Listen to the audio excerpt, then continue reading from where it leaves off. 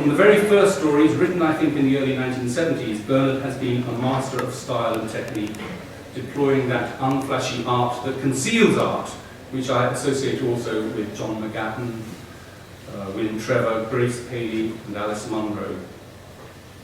The Collected Stories is a wonderful compendium of Bernard's preoccupations and his development across 40 years and more of writing, probably 50 years. What are his preoccupations? Families, childhood, organised religion, Catholicism especially, music and musical form, and the complexity of ordinary lives and ordinary minds. His stories capture the endless variety of pressures that can shape and fracture a relationship from without or from within. Health problems, money problems, parent and child conflicts, peer group pressures and bullying of many different kinds, unforeseen eruptions of desire, fear and frustration. At the same time, more often than not, the relationship evolves and reveals itself as surprisingly strong and able to survive and continue after a fashion. Or the essence of the person whom we learn about in the story survives through the burnishing and scarring of experience.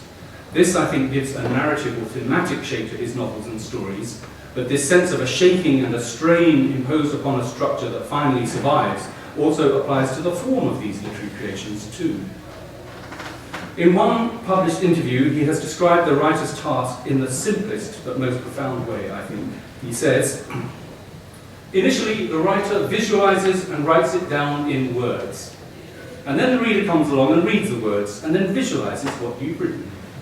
It's like converting it back, but it never really ends up in the same place. It's an approximation. I cannot think of a more disarmingly understated way of describing literature than as the enabling of approximate visualizations. So let us see now what rich approximations Bernard can gift to us in his reading of one or two of his own stories and talking about his work. Bernard MacLaverty.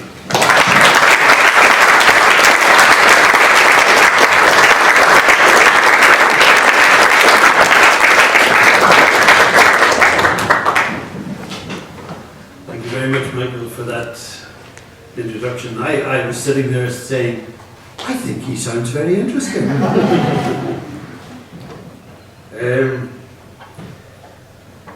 I'm told as well, I didn't know this, but I was conscious of it coming to Birmingham, that today is the 39th anniversary of the Birmingham bombing, or bombings.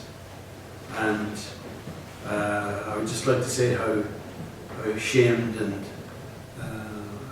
the amount of suffering that caused the Irish problem to come here and to commit such atrocities. So I'll say that. And the story that I'm going to read, I'll probably read two stories if we have time.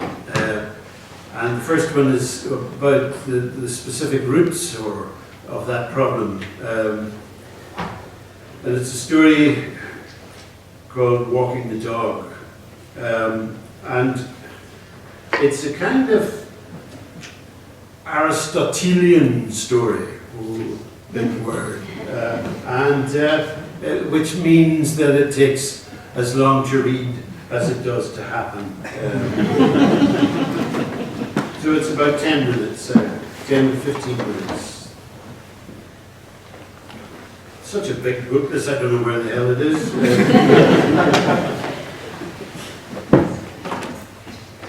Walking the Dog. I'll not explain anything about this. I think the story throws up confusions, and that helps the story to be confused. Somebody said once that if you're not confused, you don't fully understand the problem of Ireland. As he left the house, he heard the music for the start of the 9 o'clock news.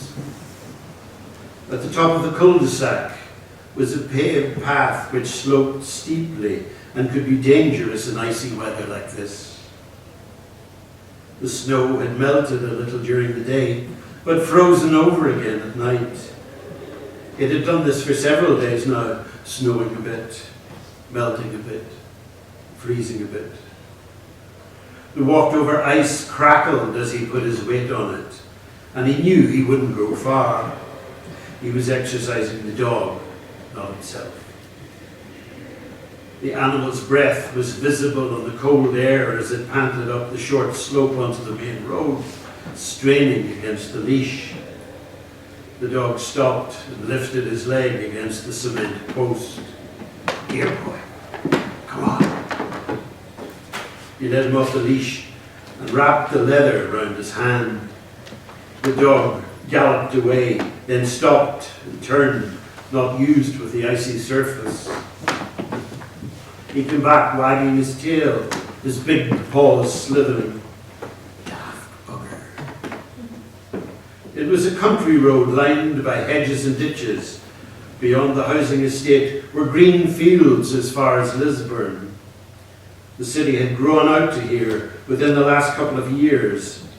As yet there was no footpath, which meant he had to be extra careful in keeping the dog under control.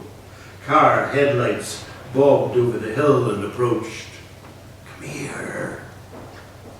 He patted his thigh and the dog stood close, faced the oncoming traffic. As the car passed, the undipped headlights turned the dog's eyes swimming pool green. Dark filled in again between the hedges. The noise of the car took a long time to disappear completely. The dog was now snuffling and sniffing at everything in the undergrowth, being the hunter. The man's eyes were dazzled as another car came over the hill. "Come here, you." The dog came to him, and he rumpled and patted the loose folds of skin around its neck. He stepped into the ditch and held the dog close by its collar. This time, the car indicated and slowed and stopped just in front of him. The passenger door opened, and a man got out and swung the back door wide so that nobody could pass on the inside. One end of a red scarf hung down the guy's chest, the other had been flicked up around his mouth and nose. "Get in," the guy said. "What?" "Get in the fucking car." He was beckoning with one hand, and the other was pointing. Not pointing, but aiming a gun at him. Was this a joke? Maybe a starting pistol? "Move or I'll blow your fucking head off." The dog saw the open door and leapt up into the back seat of the car. A voice shouted from inside, "Get that hound out of here!" "Come on, get in," said the guy with the gun.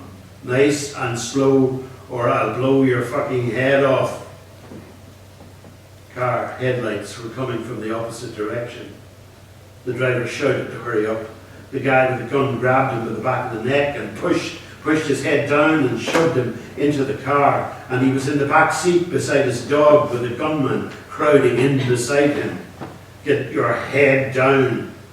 He felt a hand at the back of his neck, forcing his head down to his knees. The headlights of the approaching car lit the interior for a moment, enough to see that the upholstery in front of him was blue. Then everything went dark as the car passed. He could hear his dog panting. He felt a distinct metal hardness, a point cold in the nape hair of his neck. "If you so much as move a muscle, I'll kill you." "I will," said the gunman. His voice sounded as if it was shaking with nerves. "Right-o, driver." "What about the dog?" said the driver. "What about it? It had run home, start yapping maybe. People had started looking." "Aye, maybe." "On you go." "There's something not right about it, bringing a dog." "On you fucking go." The car took off, changed gear and cruised. There seemed to be no hurry about it. "We're from the IRA, said the gunman. "Who are you?" There was a silence. He was incapable of answering. "What's your name?" He cleared his throat and made a noise, then said, "John." "John who?" "John Shields." "What sort of a name is that?" It was hard to shrug in the position he was in. He had one foot on either side of the ridge covering the main drive shaft. They were now in an area of street lighting, and he saw a juicy fruit chewing gum vapour under the driver's seat. What was he playing the detective for? The car would be stolen anyway. His hands could touch the floor but were around his knees. He still had the dog's lead wrapped round his fist. Any other names? Well, what like? A middle name. The dog had settled and curled up in the seat beside him. There was an occasional bumping sound as his tail wagged. The gunman wore Doc Martens and stone-washed denims. I said, any other names? No. You're lying in your teeth. Not even a confirmation name? No. What school did you go to? A long pause. It's none of your business. There was a sudden, staggering pain in the back of his head, and he thought he'd been shot. Ah, for fuck's sake! Words had come out of him, so he couldn't be dead. The bastard must have hit him with the butt of the gun. No cheek, said the gunman. This is serious. For fuck's sake, take it easy. He was shouting, groaning, rubbing the back of his head. The anger in his voice raised the dog, and it began to growl. His fingers were slippery. The blow must have broken the skin. Let me make myself clear, said the gunman. I'll come to it in one. Are you a Protestant or a Roman Catholic? There was a long pause. John pretended to concentrate on the back of his neck. That really fucking hurt, he said. I'll ask you again. Are you a Protestant or a Roman Catholic? I don't believe in any of that crap. I suppose I'm nothing. You're a fucking wanker if you ask me. John protected his neck with his hands, thinking he was going to be hit again, but nothing happened. What was your parents? The same. In our house, nobody believed in anything. The car slowed and went down the gears. The driver indicated, and John heard the rhythmic clanking as it flashed.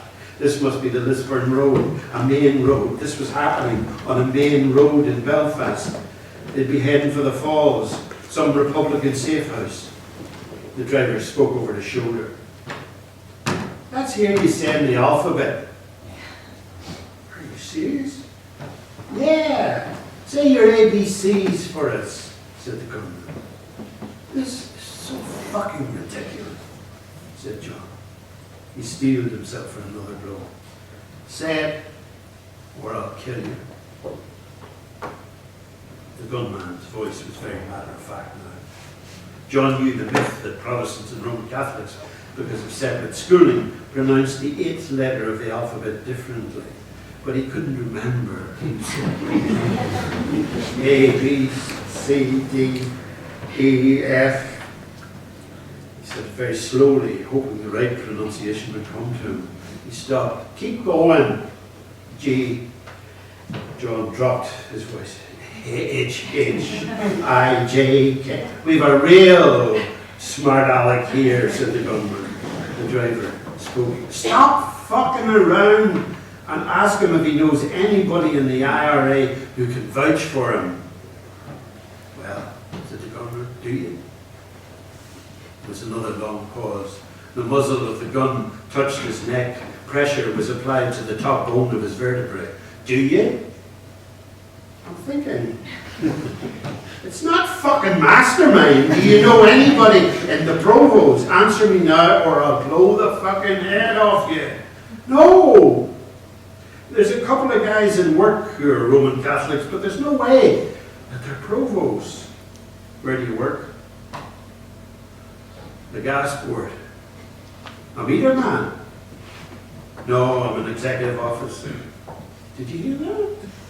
Said the gunman to the driver. Aye. There's not too many Fenians in the gas board. No, said the driver. If there are any, they're not EO class. I think this is a dud. John Shields, said the gunman. Tell us this. What do you think of us? What do you mean? What do you think of the IRA? The provost? Can't Relax yourself, so on. You have a gun stuck in my neck and you want me to... No, it'll be interesting. Nothing will happen. No matter what you say, tell us what you think. There was silence as the car slowed down and came to a stop. The reflection from the chrome inside the car became red traffic lights. John heard the beeping of a cross now signal for the benefit of the blind, like the pimples on the pavement, to let them know where they were. Can you say Hail Mary to save your bacon? No, I told you I'm not interested in that kind of thing. The driver said, I think he's okay. Sure, said the gunman, but he still hasn't told us what he thinks of us. John cleared his throat. His voice was trembling. I hate the prose. I hate everything you stand for. And I hate you for doing this to me. Spoken like a man. The driver said, he's no more Athenian than I am. Another one of our persuasion. The gunman sighed with a kind of irritation. The lights changed from orange to green. The car began to move. John heard the indicator clinking again and the driver turned off the main road into darkness. The car stopped and the handbrake was racked on. The gunman said, listen to me, careful. It's like in the fairy tale. If you look at us, you're dead. You never met us, said the driver. And if you look at the car, we'll come back and kill you. No matter what side you're from. Is that clear? Get out. John heard the door opening at the gunman's side. The gunman's legs disappeared. Come on, keep the head down. John looked at his feet and edged his way across the back seat. He bent his head to get out and kept it at that angle. The gunman put his hands on John's shoulders and turned him away from the car. There was a tree in front of him. Assume the position, said the gunman. John placed his hands on the tree and spread his feet. His knees were shaking so much now that he was afraid of collapsing. And keep your head down. The tarmac pavement was uneven where it had been ruptured by the tree's roots. John found a place for his feet. The dog's claws scrabbled on the metal sill of the car as it followed him out. It nudged against his leg and he saw the big eyes looking up at him. The gunman said, sorry about this, mate. John saw the gunman's hand reach down and scratch the dog's head. Sorry about the thump, but we're not playing games. She's a nice dog. It's not a she. Okay, whatever you say. The car door closed and the car began reversing, crackling away over the refrozen slush. In the headlights, his shadow was very black and sharp against the tree. There was a double shadow, one from each headlight. From the high-pitched whine of its engine, he knew the car was still reversing. It occurred to him that they would not shoot him from that distance. For what seemed a long time, he watched his shadow moving on the tree, even though he kept as still as possible. It was a game he played as a child, hiding his eyes and counting to 100. Here I come, away or not. The headlights swung to the trees lining the other side of the road. The dog was whimpering, wanting to get on. John risked a glance, moving just his eyes, and saw the red glow of the car's taillights disappearing onto the main road. He recognized where he was. It was the Malone Road. He leaned his head against the back of his hands. Even his arms were trembling now. He took deep breaths and put his head back to look up into the branches of the tree. Fuck me, he said. The sleeve of his anorak had slipped to reveal his watch. It was 9:10. He began to unwind the leash from his hand. It left white scars where it had bitten into his skin. He put his hand to the back of his head. His hair was sticky with drying blood. "Come on, boy." He began to walk towards the lights of the main road where he knew there would be a phone box. But what was the point? He wouldn't even have been missed yet. The street was so quiet he could hear the clinking of the dog's identity disc as it padded along beside him.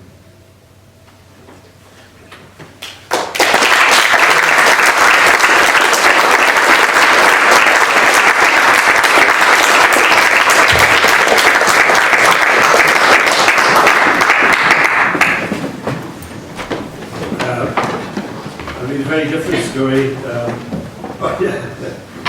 What we said with Michael is, as a selling point for this book, he said, every page different. It's a wonderful idea for fiction. And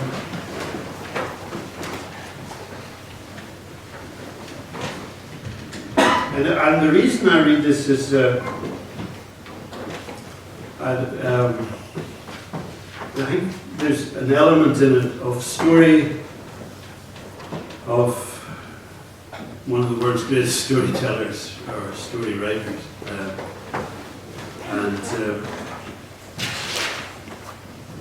I just love it. I love the fact that it includes a great writer. The clinic. It was still dark. He was never up at this time, except occasionally to catch a dawn flight. He picked up his sample, his papers and the yellow card. The bottle was warm in his hand. He was about to go out the door when he remembered something to read, something to pass the time. In the room with the bookshelf, he clicked on the light. The clock on the mantelpiece told him he was running late. He grabbed a small, hardback collection of Chekhov's short stories and ran. It was mid-November. People's Moscow white faces told how cold it was. Breath was visible on the air. The traffic was 10 times worse than he was used to. He turned off into the hospital and got lost a couple of times before he saw the diabetic clinic sign. He parked ages away and half hurried, half ran back. He was breathless going through the door, only to find that the place was upstairs. He was about 8 minutes late and apologized. The receptionist shrugged and smiled as if to say, "Think nothing of it." That made him mad too. He had been so uptight trying to get there on time, and now it seemed it didn't matter very much. If there was one thing worse than worrying, it was wasted worrying. He was asked to take a seat. The waiting room was half full, even though it was only 20 to 9. There was a row of empty seats backing onto the window. He sat down, glad not to be close enough to anyone to have to start a conversation. A Muslim woman in a black hijab talked to her mother, who was similarly dressed. The language was incomprehensible to him, but he was curious to know what they were talking about. All the men's magazines were about golf or cars. He picked up Vogue and flicked through it. Beautiful, half-naked, sophisticated women clattering with jewellery. But he couldn't concentrate to read any of the text. His letter lay face up in the chair beside him.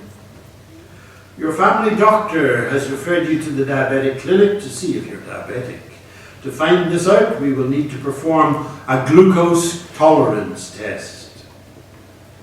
He remembered a crazy guy at school who had diabetes, who had did comas. But school was 50 years ago. Since being given his appointment, he'd read up even more frightening stuff about your eyesight and how you could lose it, and your extremities, how in some cases they could grow gangrenous and have to be lopped off. His yellow outpatient card said, Please bring this card with you when you next attend. A door at the far end of the waiting room opened and screeched closed. It took about 30 or 40 seconds to close with its irritating, long, dry squeak. There was a damping device on the mechanism to make it close more slowly. But no sooner had it closed fully and the noise stopped than somebody else came through it and began the whole process over again. Collective responsibility is not being taken, he wanted to yell. If he had diabetes and had to come back to this God-forsaken place, then next time he'd bring an oil can. Recently in the newspaper he'd read that grumpy old men were more liable to heart attacks than old men who were not grumpy. He tried to calm down, to de-grump. He took out his checkoff and looked at the list of contents, something short. He did a quick sum, subtracting the page number from the following page number after each story. It was an old copy, and the cheap paper had turned the colour of toast at the edges. The Vanguard Library edition, translated by the wonderful Constance Garnett. A nurse walked in and called people by their first names. She came to him. "Hi, my name's Phil," she said, "and that's Mina at reception." She explained what was going to happen. He had to drink a whole bottle of Lucozade, and then over the next couple of hours, every half hour in fact, he had to give both blood and urine samples. He nodded. He understood. He had grey hair, he was overweight, but he understood. She took him into the corridor and sat him down in what looked like a wheelchair. "Did you have any breakfast?" she said. "A cup of tea, maybe? Some toast?" "No. The leaflet said to come fasting." Not everybody pays attention to that. What a waste of everybody's time. Do people actually do that? You'd be surprised, she said. It turned out not to be a wheelchair, but a weighing machine. She calculated something against a chart on the wall. "Did you bring a sample?" "Yes." He rummaged in his pocket and produced the bottle. It had returned to room temperature. "Spring water with a hint of apple." He handed it over and the nurse put a label on it. It might be a little flavoured, he said. "I'm not going to drink it." And she whisked it away into another room. When he was back in his seat by the window, she brought him Lucozade, a plastic glass and 4 lozenge-shaped paper tubs. She stuck a white label with a barcode on each and wrote a time on the rim with her biro. He wanted to make terrible jokes about giving urine samples in her name. "Phil. Fill these, please. P for Phil." He realized everybody must do this. He said, "I hope these are not for blood." She laughed. She had a nice face in her early 40s. "All at once now," she said. He poured the Lucozade into the plastic glass and drank it, refilled it, drank it. Halfway down, he had to stop. His swallow refused to work against the sweet bubbles. Eventually, he finished everything and childishly expected praise. When she left him, he tried to concentrate on his book. A story called The Beauties looked feasible. Subtract 173 from 183. It'd be hard with all this toing and froing, all the stabbing and kissing, all the people around him talking. He didn't think he'd read it before. That had happened several times with Turgenev. After 50 pages, he'd said, "I've read this before." It went down so easily. Nobody gagged on Turgenev. But Chekhov is Chekhov. He draws you in. He writes as if the thing is happening in front of your eyes. An unnamed boy of 16, maybe Chekhov himself, and his grandfather in a chase are travelling through the summer heat and dust of the countryside to Rostov-on-the-Don. They stop to feed their horses at a rich Armenian's, And the grandfather talks endlessly to the owner about farms and feedstuffs and manure. The place is described in minute detail, down to the floors painted with yellow ochre and the flies, more flies. Then tea is brought in by a barefoot girl of 16 wearing a white kerchief, and when she turns from the sideboard to hand the boy his cup, she has the most wonderful face he has ever seen. He feels a wind blow across his soul. The beauties had captured him. He knew exactly what Chekhov was talking about. He was there in that room experiencing the same things. At precisely a minute before 1:45, he lifted one of his cardboard pea pots and went to the technician's laboratory. The technician was a woman with long brown hair who smiled at him. She wore a white coat. Her breast pocket had several biro ink lines descending into it. She explained what she was about to do.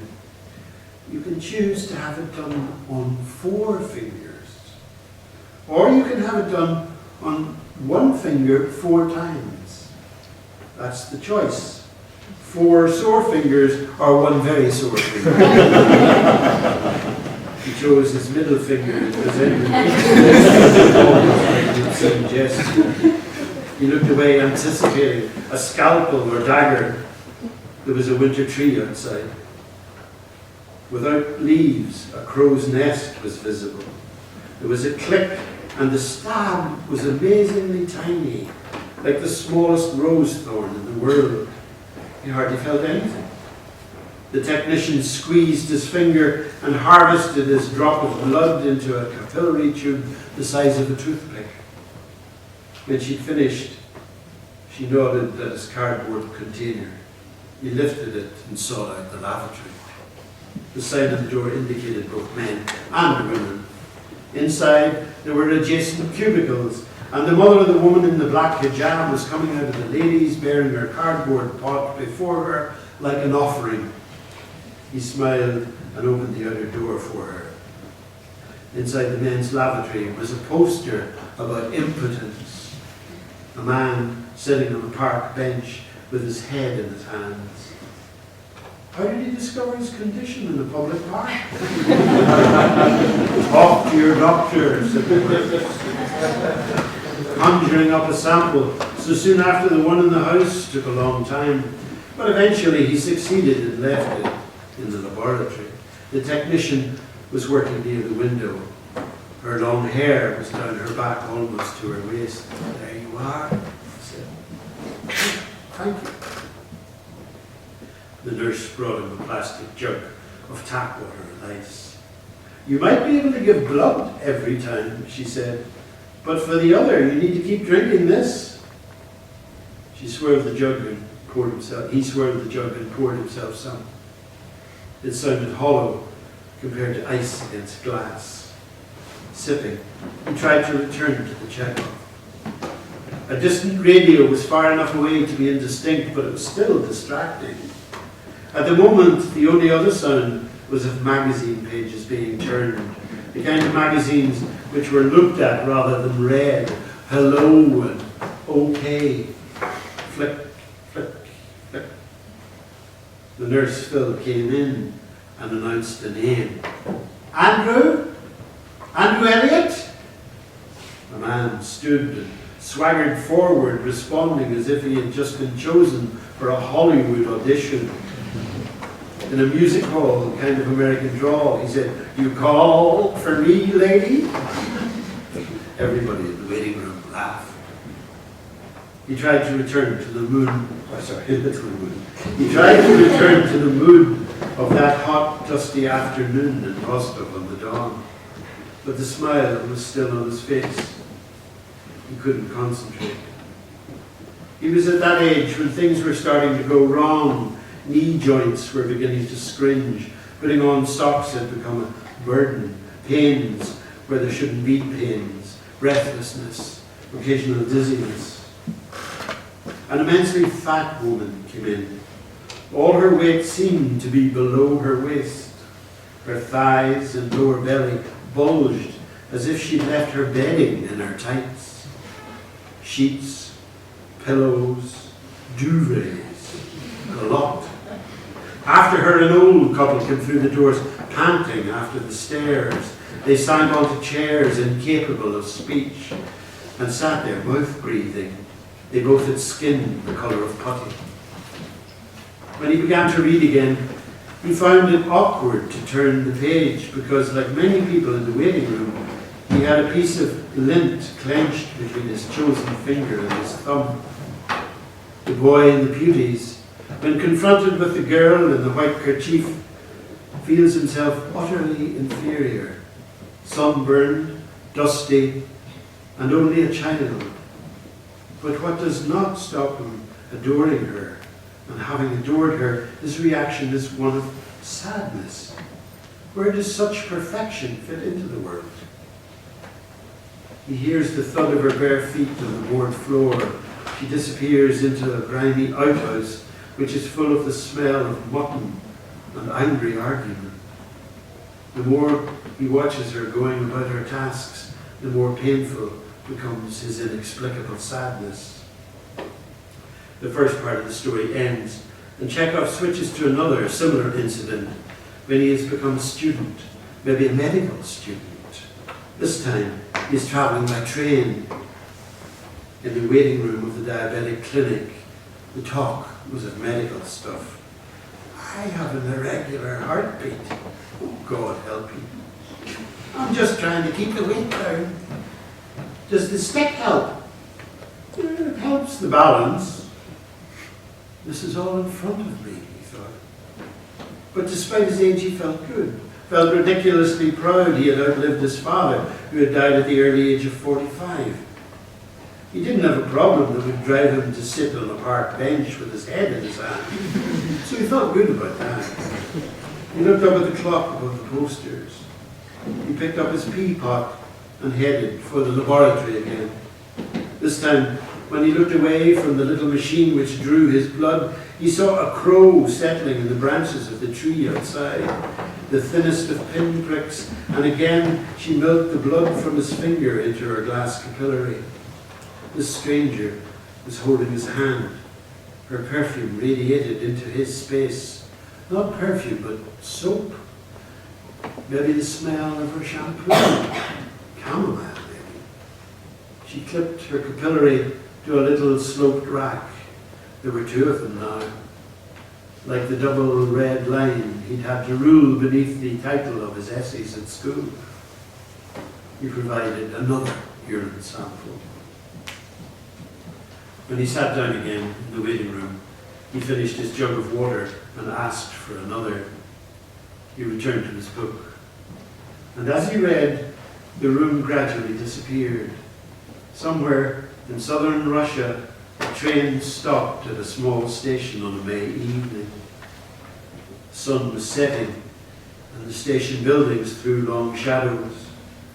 The student gets off to stretch his legs. He sees the station master's daughter. She too is utterly captivating. As she stands talking to an old lady, the youth remembers the Armenian's daughter, the girl with the white kerchief, and the sadness it brought him. Again, he experiences the whoosh of feeling and tries to analyze it, but cannot. Not only was the student Chekhov watching this exquisite woman, she was being watched by almost all the men on the platform, including a ginger telegraphist with a flat, opaque face sitting by his apparatus in the station window. What chance for someone like him? The station master's daughter wouldn't even look at him twice. He was struck again by the power of the word. Here he was, about to be told he had difficult changes to make to his life, and yet by reading words on a page, pictures of Russia 100 years ago come into his head. Not only that, but he can share sensations and emotions with this student character, created by a real man he never met, and translated by a real woman he never met. It was so immediate, the choice of words so delicately accurate that they blotted out the reality of the present. He ached now for the station master's daughter the way the student aches. It's in his blood. He paused and looked at the clock. It was time again. He gave another blood sample, and when providing the urine sample, he splashed the label. He patted it dry with toilet roll and hoped that the technician with the long hair wouldn't notice. In the waiting room, he returned to his book. Was the story accurate about such feelings? Was this not about women as decoration? Neither woman in the story said anything, showed anything of her inner self in order to be attractive. Was this not the worst of Hollywood before Hollywood was ever thought of? Audrey Hepburn, Julia Roberts, the station master's daughter. There's the water you asked for. Oh, thanks. He poured himself another glass. The water was icy. With his concentration broken, he looked at the posters on the wall. He could barely bring himself to read them. They made him quake for his future. But he couldn't be that bad. His doctor had referred him because he was borderline. The poster warnings were for the worst cases. Diabetic retinopathy can lead to permanent loss of vision, blindness, never to be able to read again. Atherosclerosis, leading to dry gangrene. Wear well-fitting shoes. Visit your chiropodist frequently. Care for your feet, or else you lose them, was the implication. Jesus. He drained the glass and poured himself another. The door, which had been silent for a while, screeched open and a wheelchair was pushed through. A woman in her 70s, wearing a dressing gown, was being pushed by a younger woman. The screeching door must lead to the wards. When they came into the waiting area, it was obvious the old woman had no legs. She wore a blue cellular blanket over her lap. She was empty to the floor. The woman pushing her sat down on a chair in front of her. From their body language, they were mother and daughter. Their talk became entangled with the Chekhov, and he read the same line again and again. He needed silence. During his final visit to give blood, he tried to joke with the technician about there being no more left in that finger. This time, there were 2 crows perched on either side of the black nest. In the lavatory, he noticed that his last sample was crystal clear. The water was just going through him. He sat and finished the checkup. It was a wonderful story which ended with the train moving on under a darkening sky, leaving behind the station master's beautiful daughter. In the departing carriage, there was an air of sadness. The last image is of the figure of the guard coming through the train, beginning to light the candles. The next thing he was aware of was hearing his name called out by a male voice. He was sitting with his eyes closed, savoring the ending of the story. He stood. The doctor smiled. He was not wearing a white coat. He had a checked shirt and was distinctly overweight, straining the buttons. He led him into an office and looked up after consulting a piece of paper. Well, I'm pleased to say you don't have diabetes. You have something we call impaired glucose tolerance, which could well develop into diabetes. You must begin to take some avoiding action, more exercise, better diet. Talk it over with your GP. I'll write to him with these results. Thank you.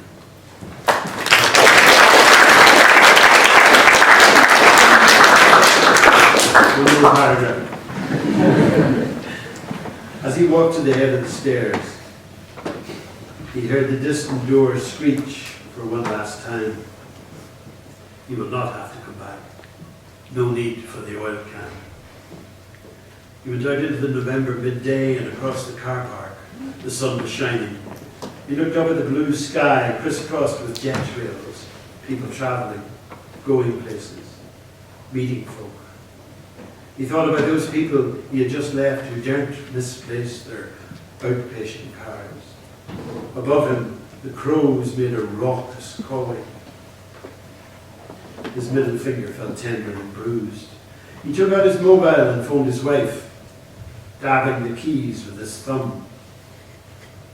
He had seen her across a dance floor 40 years ago and felt the wind blow across his soul. She sounded anxious and concerned. "Well, I'm okay," he said.